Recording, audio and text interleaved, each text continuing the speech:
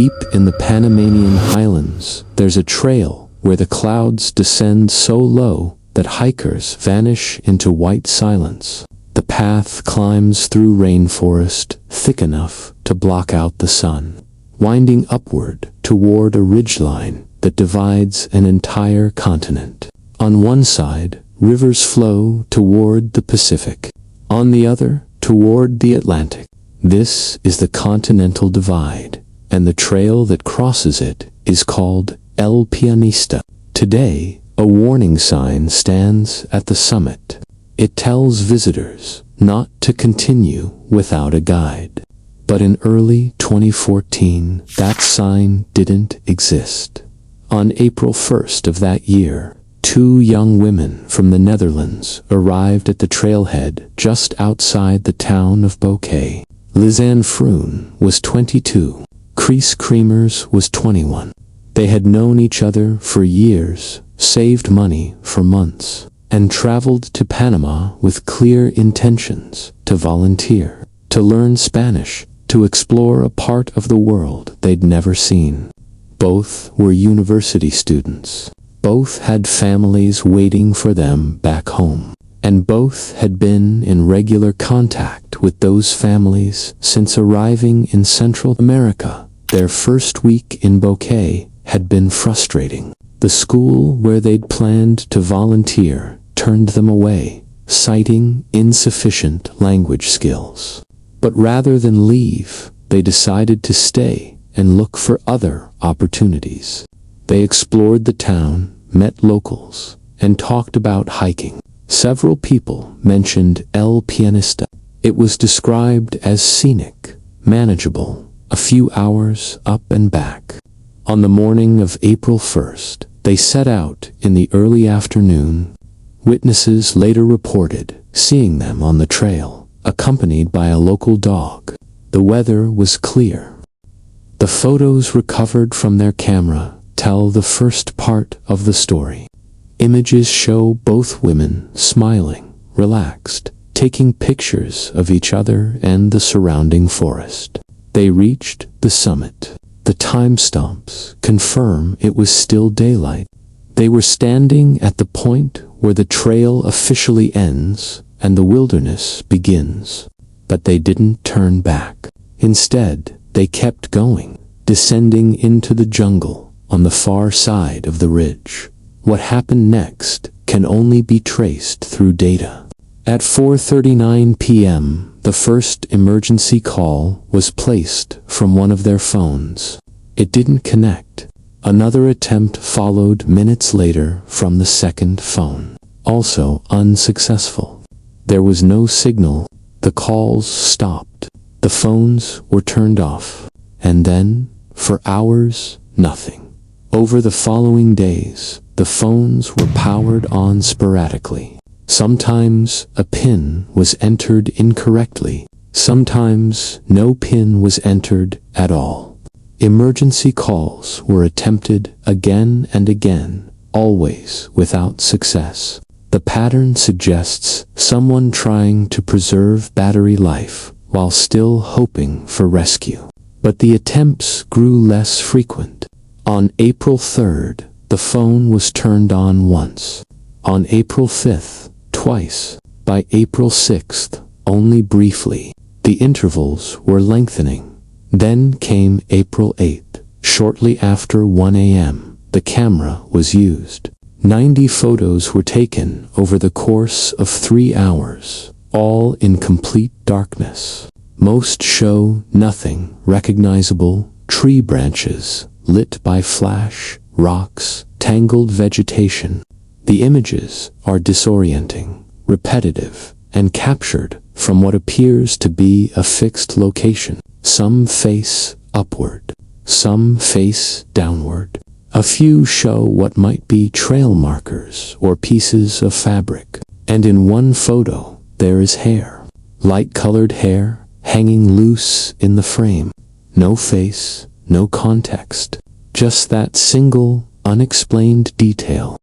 Search efforts began within days of the women being reported missing. Local teams combed the area around the trail. volunteers joined, dogs were brought in, helicopters flew overhead, but the jungle is dense, and visibility from above is nearly zero. Weeks passed without a single physical trace. The families traveled to Panama. They waited. They searched alongside the crews, and they found nothing. Meanwhile, the digital evidence suggested the phones remained operational for more than a week after the women disappeared. The last recorded activity was on April 11th. After that, silence. 2 months went by.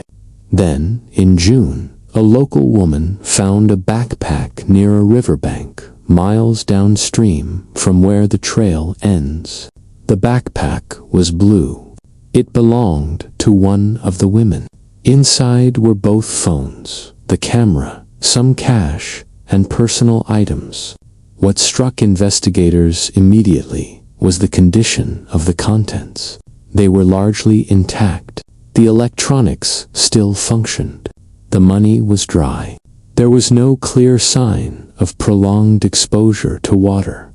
Shortly after the backpack was discovered, human remains began to surface in the same general area. A pelvis, a boot containing a foot, still partially intact, scattered bones. Forensic teams identified the remains as belonging to both Lisanne and Kris, but the condition of the bones raised questions. Some were fully decomposed. Others still had tissue attached. One bone, belonging to Kris, was described as unusually bleached, almost white. Whether this was due to sun exposure, chemical processes, or something else was never determined with certainty. Panamanian authorities conducted an investigation. Their official conclusion was that the deaths resulted from an accident. The theory presented was that the women became lost after crossing the Continental Divide, suffered injuries from a fall, and eventually succumbed to the elements. The terrain is unforgiving. There are steep drops, unstable ground, and rivers that swell quickly after rain. All of this is documented. All of it is plausible, but questions remained. Why were some of the photos from the camera missing? Gaps existed in the sequence, suggesting files had been deleted. Why did search teams fail to locate any trace of the women during the first 2 months, despite covering the area where the backpack and remains were later found? How did a backpack travel several miles downstream and arrive in near-perfect condition while the bodies decomposed at different rates? And what was the purpose of those 90 photos taken in the middle of the night? In the years since, alternative theories have circulated. Some have pointed to local crime, citing rumors and unverified reports of suspicious activity in the region.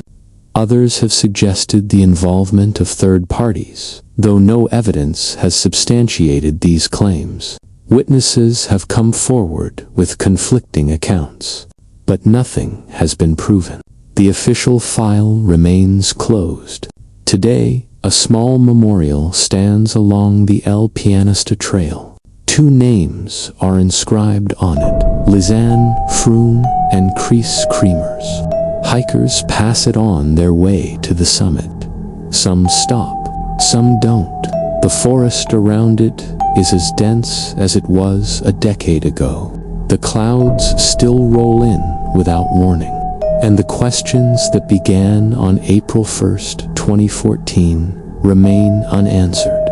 We know they went for a hike. We know they didn't come back.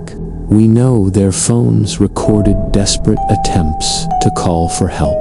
We know a camera captured something in the dark, but we don't know what happened in the hours between the summit and those final calls.